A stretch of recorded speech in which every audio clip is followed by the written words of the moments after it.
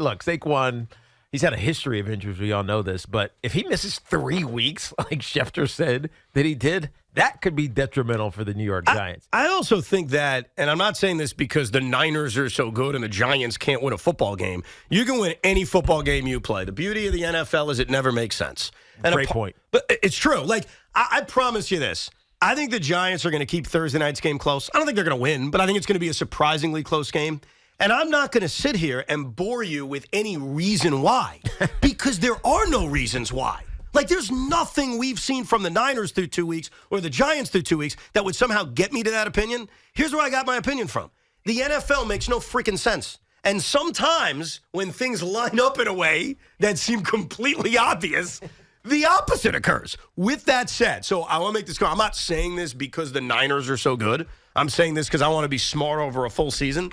I don't think I'd mess around and play Saquon on Thursday. I don't think I would either. It's not worth the potential long-term damage if she should injure it again, et cetera, et cetera, et cetera. But with Brian Daboll saying today, and again, I think this is gamemanship, basically, Saquon feels much better today than he did yesterday. He's not ruled out.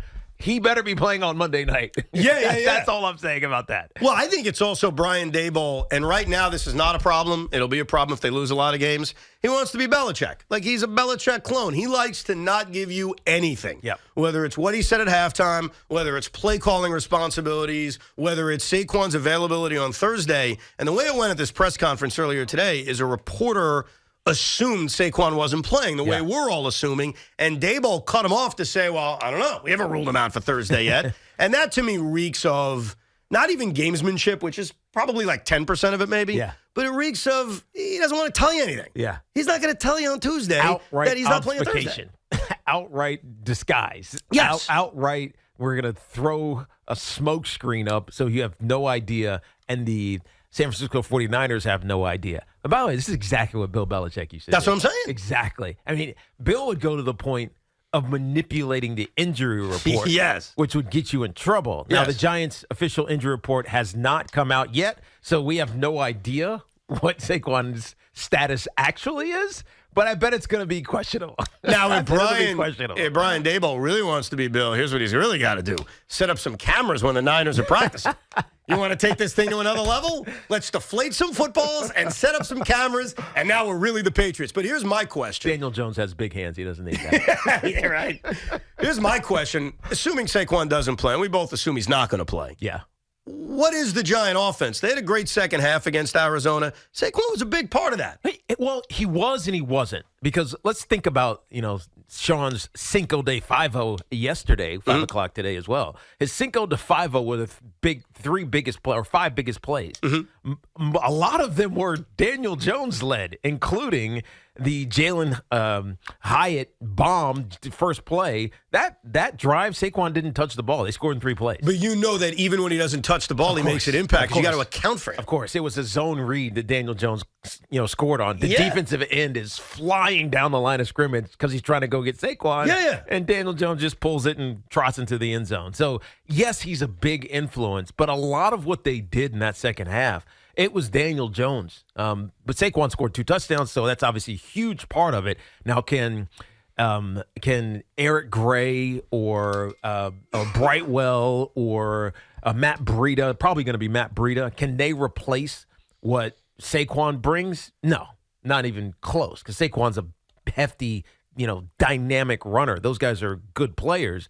I don't know if they can bring what Saquon brings, but I kind of trust in Daniel. I really do. And I think a lot of people after last week's come from behind win also trust in Daniel. Daniel Jones was great in the second half. I take nothing away from him, and he definitely deserves your first star of the second half praise. But Saquon Barkley got in the end zone twice. He had a couple of huge runs on that final drive where they milked the clock and kicked the game-winning field goal. Saquon Barkley was a monstrous part of that comeback. Huge. And this offense without Saquon Barkley is not nearly as dangerous. Not even close. Because think about all the big plays we talked about coming into this season. Like they've incorporated big play passing game into their offense. But last year, all their big plays came in the run game. Right. That was Saquon. And without that, Matt Breida, Eric Gray maybe, whoever, they can get 8-9 yards. Are they ripping off 40-yarders?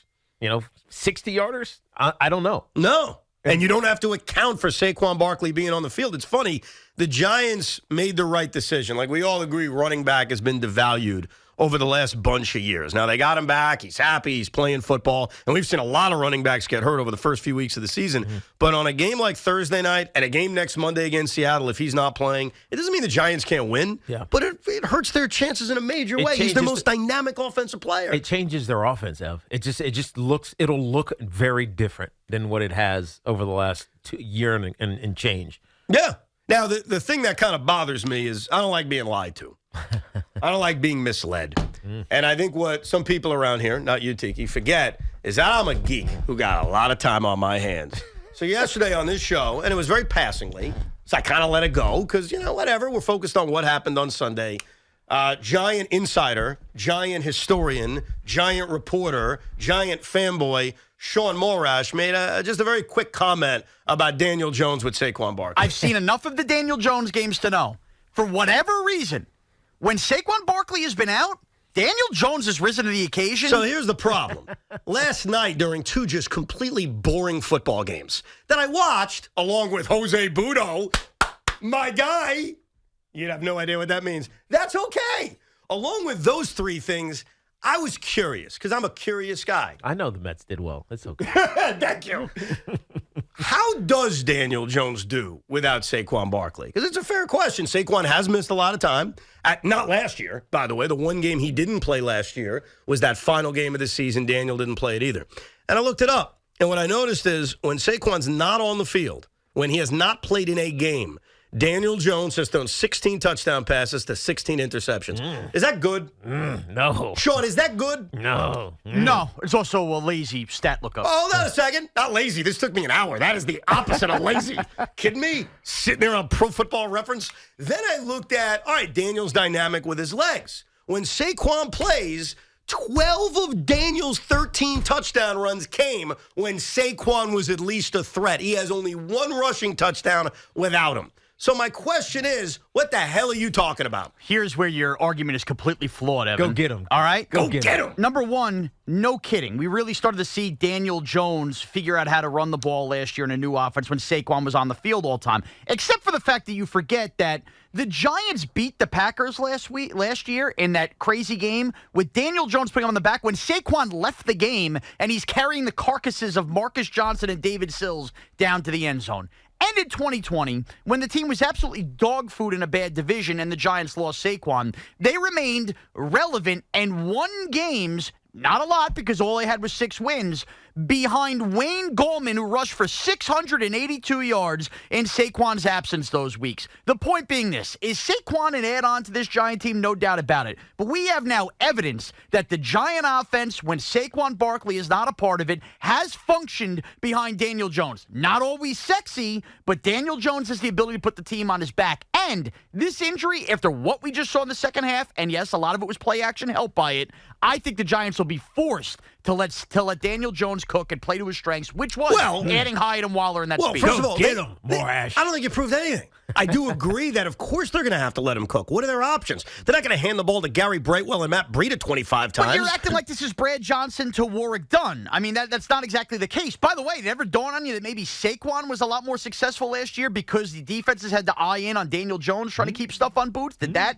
ever dawn on you that maybe his stats last year were helped by Daniel Jones' running ability? Here's the problem with this argument. You just can't know. Because here's what Sean calling was it a truce or something. No. Here's what Sean meant when he said that's lazy analysis. Mm-hmm. Because you don't have a statistical set in this offense and the Brian Daboll, Mike Kafka system. You don't have it with Saquon hurt because he didn't miss any time last year, and Daniel Jones in this offense having to carry the load all by himself. We have it in previous iterations of Giant and Saquon, but, I mean, who were the coordinators and what was the coaching situation? Completely different roster. What was the culture? What was the expectation? We know what it was, right? So Sean's right, you're right, but the only way we're going to find out is to see it on Thursday night. And, look, do I trust that this offense is going to be explosive without Saquon? No. I think it's going to be grinding. I think that Daniel Jones is going to probably take a beating because he's going to be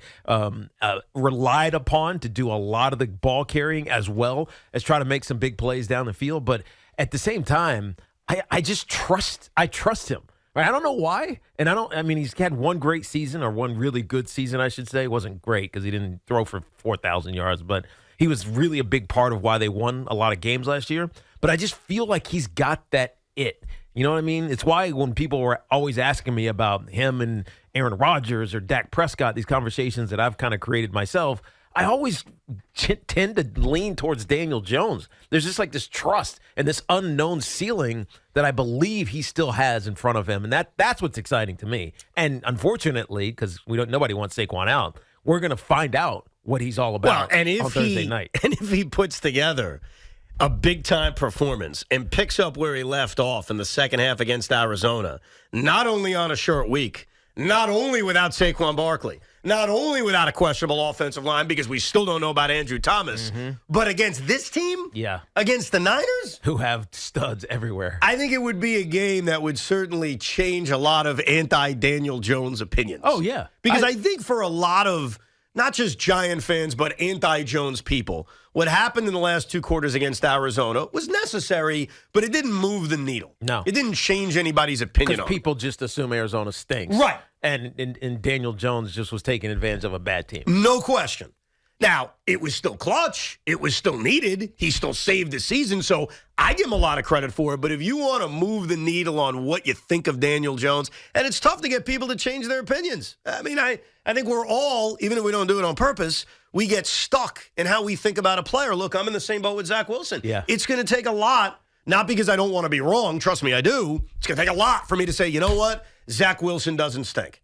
It's going to take a lot. Yeah. And I think for those that are still not believing in Daniel Jones, how many years now into his NFL career, going into San Francisco without Saquon, with a questionable offensive line, with major debates on who's actually calling plays, if he goes out there, even if they lose, but they lose 34-30, which I don't see, and the offense is just going right at it, I think that would actually change people's views on Daniel. It would have to, because he's playing at a disadvantage on the road after a short week, after being on the West Coast essentially in Arizona earlier in the week and spending the whole time out there. So you're just at a disadvantage, right? I know that it's the prudent thing to do instead of flying back and forth, but it's hard when you're living out of a hotel and you're going in the training room and in the lobby of a conference room. They're not staying at the Howard Johnson's for a continental breakfast here. Yeah, but I'm just telling you, I know because I've done this, right? It's just the training room is in the conference room. You know, Conference A, the Sequoia room, whatever the heck it is. It's like it's weird. It's a weird dynamic, right? And so you're thrown off. Your schedule, your routine is different, and you got a short week to play against one of the best teams in football this season in the 49ers, and they're going to score points, and you're going to be called upon to keep up. Right, I like the Giants' defense, but the 49ers could put up 30 points on this team. Oh, no doubt. Like that. Yes. So, and this Giant defense, up until the final few drives against Arizona, couldn't stop a nosebleed. Yeah, that's right. So I think that Daniel Jones is going to be tasked with doing a lot, and he doesn't have his running mate with him. So if he does it, I not that anybody's going to really change their mind, but it's national television. Oh, it could help change minds. It's the only game in town. People will complain and say the Niners run a short week. If you played them on a Sunday. People are set in their ways. The guy just did something in a half of football that nobody's ever done. It doesn't matter who the opponent is. True. And he won a freaking playoff game where he was the best quarterback on Wild Card Weekend. It still didn't change people's mind. People just want to be right. Daniel Jones sucks, yada, yada, yada. Sean, there are certain guys, you're one of them, by the way, who are so set on how they feel that even when something significant happens, you're still going to fight that fight. For those that are intellectually honest, which I try to be, I think Tiki is. Yeah. You're not. How am I not intellectually honest? It's just his ass. I'm picking him to lose the game. How am I not intellectually honest? You're picking him to lose the game. By how much? Because I'm intellectually honest. By how much? For those that are intellectually honest. 10. Go ahead. You said 10? Yeah. Right on that number. Yep. For those that are intellectually honest, you all go out on a short week against this Niner team, and he puts up a big-time performance after what happened against Arizona, that does change people's views. It does. Yeah. It's going to change people's views on digital because I'm coming in here with both my butt cheeks spray-painted blue if they win this game on Thursday. Let's go Niners. Oh, boy. I do have a question for you as a player because you mentioned this trip. And is it unfair for the Giants that they got to go to Arizona and San Francisco? I know if it's unfair, but it's less than ideal. Yeah. If you look at the Giants' schedule, they don't have a lot of games west of the Mississippi. They go to Dallas, and they go to Vegas. That's a routine, though, so it is what it is. Dallas is. Dallas so it is is what it is. It is what it is. So Las Vegas is different. Las Vegas is different. Would you rather get the 2 West Coast games out of the way in back-to-back week? 100%. Yeah, that's what I thought. 100%. And the reason I think this is intentional by the NFL schedule makers because they don't want to task teams with flying however many miles it is. I don't know how many miles, 3,000, 2,800, Sounds right. Whatever it is. You're the guy we trust on that team. You don't want to task teams doing that often. I mean, that's why the divisions are the way the divisions are. It's why back in the day when I first came in the league and the Cardinals were in the NFC East. Yeah, Dallas, Arizona in your It division. was just like, what the hell is going on with the NFC East? Tradition. Right? But they expanded and obviously it got more regionally correct. And it's hard. Like, if road trips are hard as they are. But this is better. This is significantly better. It would be great if it wasn't a short week. Right. Right? So, because then you could maybe come back. But, spending a week on the road, it has its benefits because it feels like, man, we're really hanging out. We get to know each other. It's, this, but you're grown men.